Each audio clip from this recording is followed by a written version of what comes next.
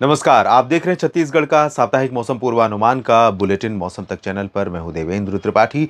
छत्तीसगढ़ के सभी किसान भाइयों, छत्तीसगढ़ के सभी मेरे मित्रों और देशवासियों को नवरात्रों के इस महापर्व की बहुत बहुत शुभकामनाएं। माँ आदिशक्ति की कृपा आप सभी पर सदा बनी रहे, सदा आपके घर में, परिवार में, लोगों के जो आपके रिश्ते नाते हैं, सब जगह मंगल हो, शुभ खबरें आएँ, ये मेरी शुभकामनाएं हैं।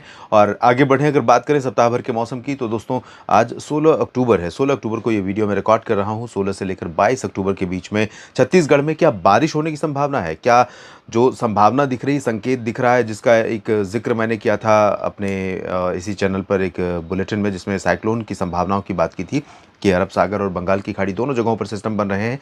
तो अभी फ़िलहाल जो मॉडल इंडिकेट कर रहे हैं, उन मॉडलों का संकेत बहुत प्रबल नहीं है बंगाल की खाड़ी के सिस्टम का, क्योंकि बंगाल की खाड़ी में अगर सिस्टम कोई बनता है स्ट्रॉन्ग और वो ओडिशा या आंध्र प्रदेश के तटों की तरफ बढ़ता है या पश्चिम बंगाल की गंगेय क्षेत्रों की तरफ बढ़ता है, तो छत्तीसगढ़ भी प्रभावित होता है, क्योंकि छत्तीसगढ़ का जो स्ट्रेच है वो लंबा है। अगर पश्चिम बंगाल की तरफ पहुंचेगा तो झारखंड होते हुए इधर से निकलेगा सिस्टम।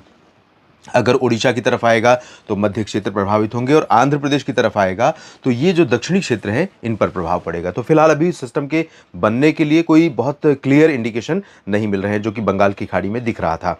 आगे ज़रूर अपडेट करूंगा अगले बुलेटिन्स के माध्यम से कि अगर बना तो किस ट्रैक में जाएगा और कितनी इंटेंसिटी होगी, यानी कितने प्रभावशाली होगा। यानी कि कोई सर्कुलेशन ही बन करके आसपास के भागों को बारिश देने के बाद कमज़ोर हो जाएगा, या वो लो प्रेशर भी बन सकता है, डिप्रेशन और साइक्लोन भी बन सकता है। इस पर नज़र मेरी रहेगी। ट्रैक क्या रहेगा, उसका रास्ता क्या रहेगा, इस पर भी नज़र रहेगी। आपको अपडेट करता रहूँगा, आप मेरे साथ बने रहिएगा।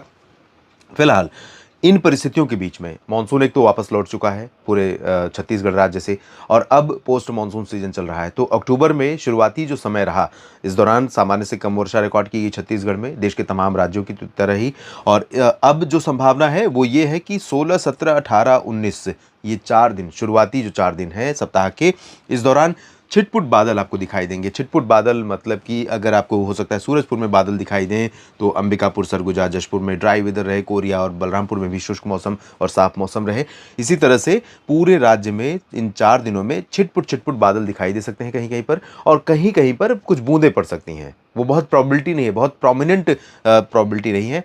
थोड़ी-सी संभावना यहाँ बस्तर में, जगदलपुर और दंतेवाड़ा, सुकमा, बीजापुर में है। इस रीजन में थोड़ी-सी मध्य भागों में धमतरी, बालोद और राजनांदगांव, दुर्ग, रायपुर, बलौदाबाजार, भाटापारा से लेकर बिलासपुर और थोड़ा-सा उत्तर में। लेकिन इसकी प्रोबेबिलिटी भी बहुत ज़्यादा नहीं है। तो बारिश की बहुत आशंका नहीं है। खेती का काम तेज़ी से निपटाइए, ताकि कोई अगर सिस्टम, कोई स्ट्रॉन्ग वेदर सिस्टम बंगाल की खाड़ी में बने और छत्तीसगढ़ की तरफ या ओडिशा, आंध्र प्रदेश की तरफ पहुँचे भी, तो आपको नुकसान हो, इससे पहले आपकी खेती का काम निपट जाए। और आने वाली रबी फसलों के लिए तैयारी कैसे करनी है, इस मौसमी पूर्वानुमान को ध्यान में रखते हुए अपनी फसलों के लिए खेतों को तैयार करना आप शुरू कर दीजिए। आप सभी का समय सदैव शुभ रहे, ये शुभकामना मेरी है। लगातार इसी तरह से बने रहिए मौसम तक चैनल और न्यूज़ मीडिया मंच के साथ। जानकारियाँ ठीक लगे तो लाइक और शेयर करना ना भूलें।